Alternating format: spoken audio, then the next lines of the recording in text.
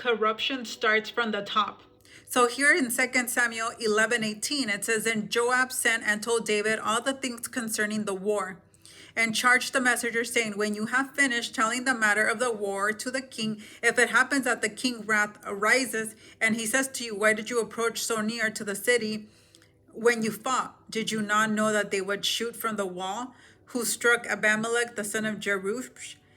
Was it not a woman who cast a milestone on him from the wall, so that he died in Tebez? Why did you go near the wall? Then you shall say, Your servant Uriah the Hittite is dead."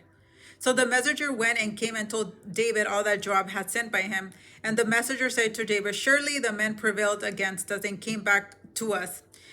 Then we drove back as far as the entrance of the gate. The archers shoot from the wall to your servant, and some of the king's servants are dead. And Uriah the Hittite is also dead." Then David said to the messengers, "Thus you shall say to Joab, Do not let this thing displease you, for the sword devours one as well as another. Strengthen your attack against the city and overthrow it, to encourage him." So when the wife of Uriah heard that Uriah's husband was dead, she mourned for her husband. And she, in her mourning, David sent and brought her to his house, and she became his wife, and she bore him a son. But the thing displeased the Lord. But here, what is important is that corruption starts from the top. Here, Joab was sent to get rid of Uriah. And here now he becomes corrupt himself, Joab, which is a messenger. He tells his employee, he's like, "You're gonna go back and give news to David.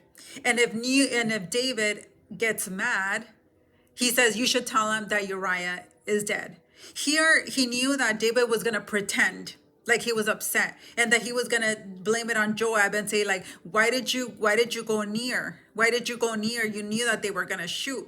And here Joab knew the game that David was playing. The game that he was playing is that he didn't care what happened. He only wanted to make sure that Uriah the Hittite was dead. And that's why the man kept on repeating, "Uriah is dead. Uriah is dead." And then he pretended like nothing happened. In number 25, he says, "Strengthen yourself, for the sword devours one as well as the other." He downplayed his sin and pretended like nothing happened. He had just killed an innocent person. But he says, "Oh, well, the sword devours one as well as the other." He had no remorse. And that's what happens when you continue to sin. The Holy Spirit can't even work. The Holy Spirit can't even convict you, because your heart is callous, your heart is cold, where you continue to do bad stuff and you no longer even feel bad about it anymore.